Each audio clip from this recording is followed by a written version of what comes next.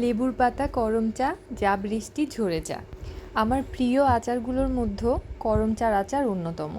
এটা দেখতে যেরকম সুন্দর, এটার আচার কিন্তু খেতে খুবই মজা। আর এখন কিন্তু বাজারে করম চা পাওয়া যাচ্ছে। আজকে খুবই মজার একটা করম চার মোরব্বা বা করম চার টক মিষ্টি আচারের রেসিপি শেয়ার করব।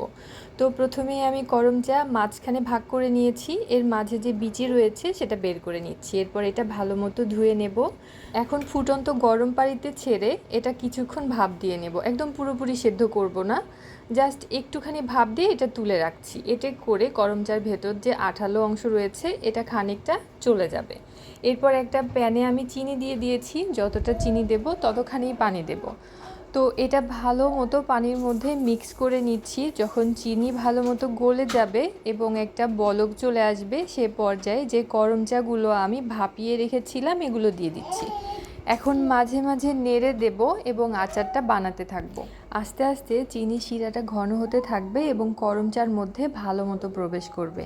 তো যখন ভালো মতো বলক চলে আসবে তখন কিন্তু করম চাটা একটুখানি ফুলে উঠবে। তো মাঝে মাঝে নেড়ে দিচ্ছি, একদম বেশি নাড়ার দরকার নেই, এতে কিন্তু করম চা নরম হয়ে যাওয়ার চান্সেস থাকে।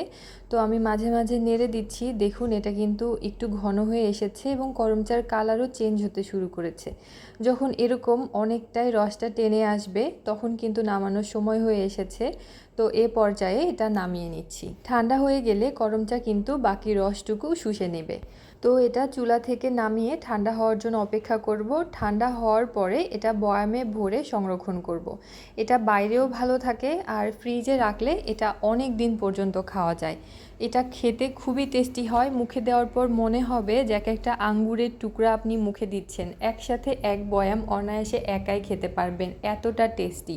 তো অনেক দিন পর্যন্ত রাখার কোনো সুযোগই থাকবে না। আমি তো সারা বছর অপেক্ষায় থাকি কখন করম চার সিজন আসবে আর কখন এই মজার আচারটা বানাতে পারবো। আজকের রেসিপি ভালো লাগলে একটা লাইক, কমেন্ট, শেয়ার কিন্তু করবে।